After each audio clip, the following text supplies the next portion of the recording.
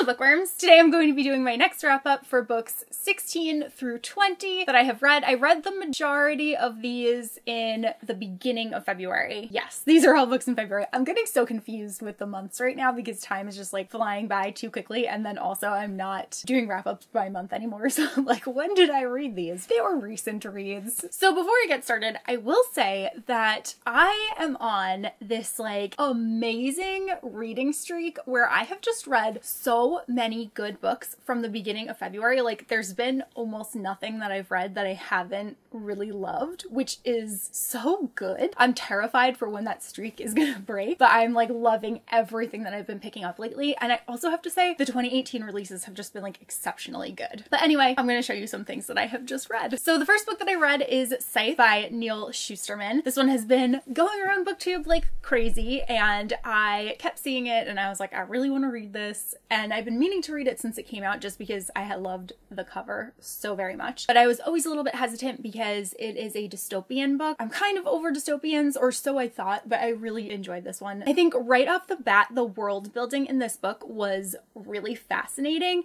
It's very different than anything that I've ever read. Essentially, what this world is like is it's like way in the future and humans have figured out how to stop death. There are some people that are scythes and they're responsible for the killing of people. They call it gleaning. So they glean people in order to help with like population control. Every scythe has their own method for choosing their victims. Some scythes are better than other scythes. I really liked that at the end of each chapter you got to see a journal entry from a scythe and kind of get an inside view into how they feel about what they're doing and just like their philosophies. Then we have our two main characters, Rowan and Citra, who are scythe apprentices. So they are both learning under this one specific scythe. When their stories started, I felt like they were kind of just typical characters. There wasn't too much about them that was setting anything apart for me. But by the end of the book, I thought both of their character arcs were so wonderful. I cannot wait to read the next one. I think each of them really surprised me with some of the actions and decisions that they made throughout the book, which was really, really pleasant. I was always really excited to see what each of them was going to do next. But overall, I was just really fascinated by the scythes and the different ways that they interpreted the law, because the scythes have to live by a certain set of rules. There are some of them that are open for interpretation. So some scythes take it one way, some scythes take it another way. It was just so interesting to me. So overall, I was really pleasantly surprised. I really enjoyed this book and I ended up giving it 4.5 stars. The next book that I read is American Panda by Gloria Chow, and this had been one of my most anticipated releases for this year. I'm so excited that I read it like right as it was coming out, which is exactly what I wanted to do. First of all, the design of this book is gorgeous. Just look at this. I showed this off in my haul too, but just love how there are little dumplings on the cover. I think it's so cute. And there's also dumplings like on all the chapter headers in here, and it's just so adorable. And it's mint, which I love. So this follows a girl named May who is Taiwanese American, and she is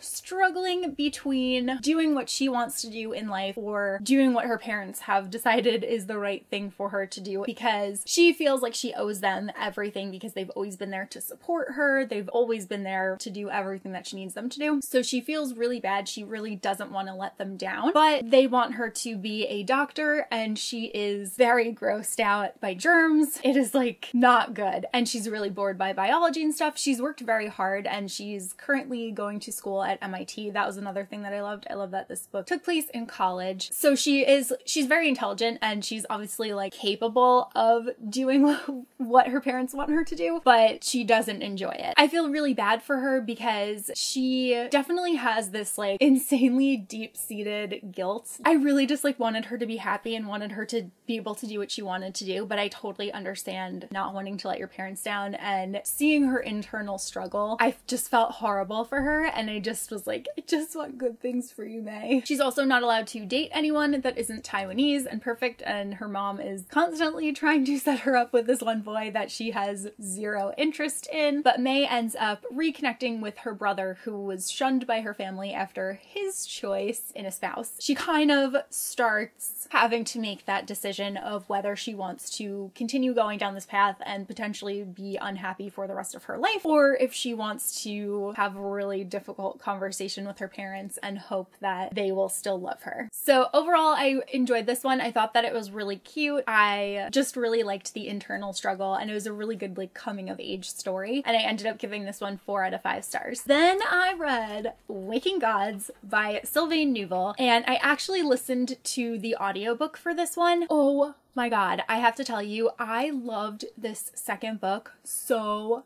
much. The whole story is told through case files, so it's a series of interviews and journal entries and snippets taken from newscasts, so it's a very different type of story. I really enjoyed the first book, but I had trouble connecting with the characters, and I have to tell you that listening to this on audio completely changed that for me. I felt so attached to like everyone in this book, and I'm still just blown away by how amazing this was. And I actually want to go back and listen to the first book on audio too, because I think this might end up being one of my all-time favorite sci-fi trilogies like ever, because it was that good. I obviously can't say too much about the premise because this is a second book, but what I can say is that in the first book it follows a girl named Rose who stumbles upon this enormous metallic hand, and then she spends the rest of her life trying to figure out what that hand is, where it came from, and it turns into this whole global thing. And it's really intense, and it's a really interesting sci-fi. Oh my gosh. The conclusion is coming out in May, and I cannot wait to find out how the story is going to end. There were things that happened in this book that broke my heart beyond repair, and I don't know. I just don't know how things are gonna go, and I'm really stressed out about it, and I've still been thinking about it since I finished it, and I have been raving about this to anyone who will listen to me, because this is actually the first time that I've ever listened to an audiobook that wasn't a reread. This was like my first time, but it was just so engaging and so exciting. It felt like listening to like a radio play of something. Like I had listened to some Doctor Who radio plays that they did in the past, and it was just like so awesome. It was so awesome. Cannot recommend this one enough, and I gave this 4.5 stars. The next book that I read was actually one that Andrew picked out for me in my Husband Chooses My TBR video, and that is Leia, Princess of Alderaan by Claudia Gray. And I'm really glad that he chose it because I have been wanting to read this one for quite a while. I loved it so much. This book follows Leia as a young adult on Alderaan. It's when she first starts understanding what's going on in the galaxy. She's always been really interested in the politics, really interested in helping the planets that need more help, and she's trained very diligently under her father. And I just have to say, like, it was so easy to immediately fall into this book because I didn't have to go through that period where I was learning about a new world or anything. I'm already extremely familiar with the characters. I'm already extremely familiar with the world. It was just so comforting and enjoyable. This is actually the first Star Wars book that I have ever read, and I now want to read every single Star Wars book that is currently in canon, because I think that'll be much more manageable than trying to tackle the legendary titles. I was always overwhelmed by those because there's just so many, and like, where do you start and when does what happen and what timeline? But I like that there's now like a definitive timeline. So that is one of my goals for this year. I want to read all of the canon books, which I know is like a big undertaking, but I am ready for it because this was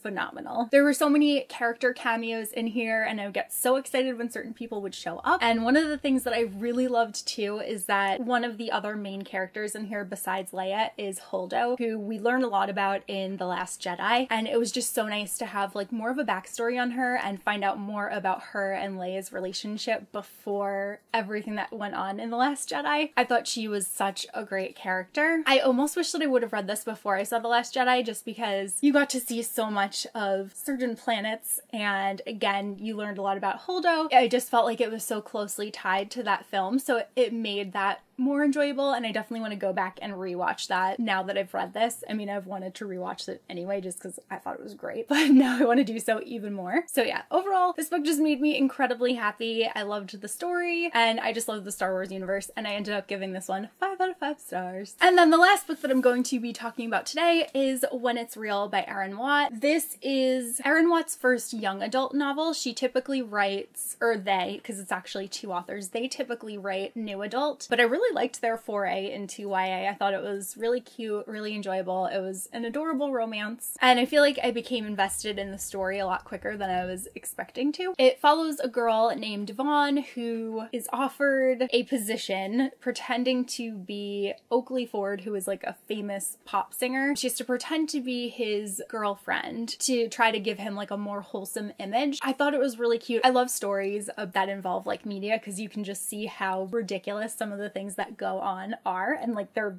true. They're definitely based on truth. And like people having to pretend that they like each other for a publicity stunt happens all the time. In the beginning, I think they were clearly writing Oakley so that he seemed like he was kind of a stuck-up jerk. Vaughn was like, how am I going to do this? But obviously there was more to Oakley, and the two of them end up sharing some intimate moments and things kind of start changing between them. And I really liked Vaughn as a character. She was so resistant to liking Oakley like at all. And then when she kind of started having feelings for him, she was like, ooh, like I can't, this can't happen. Whereas like everyone else that he would encounter would be like falling head over heels for him. To me, this was kind of like a mindless guilty pleasure read, but I did like that they did touch upon an important overall message. It was mostly media drama and then like sweet, cute moments between them. I had a couple of issues with the book, but nothing that really affected my rating like horribly. Like for instance, Oakley constantly called Vaughn babe, and I like don't like when men do that. I know like a lot of women do like that. I don't like it. It bothers me. I guess it's like a pet peeve or whatever. I didn't let that really like affect my overall rating of the book, so I ended up giving this one 4 stars. So those are the next 5 books that I read. So I've now, what is this? This is books 16 through 20. I actually only have to finish like one more book before I film my next wrap up, so I'm still doing like really well as far as reading for this year goes. I did read the first volume of Scott Pilgrim, and I read the Avatar comics that Andrew also said that I had to read when he picked out my TBR for me. I think I said in another video, but I think I'm going to wrap up comics and manga separately from the novels that I'm reading. My next wrap up will be full of new releases, so I'm really excited to film that one once I'm ready. Let me know if you read any of the books that I mentioned in this video, and that's all that I have, so I will see you guys soon in a new one. Bye!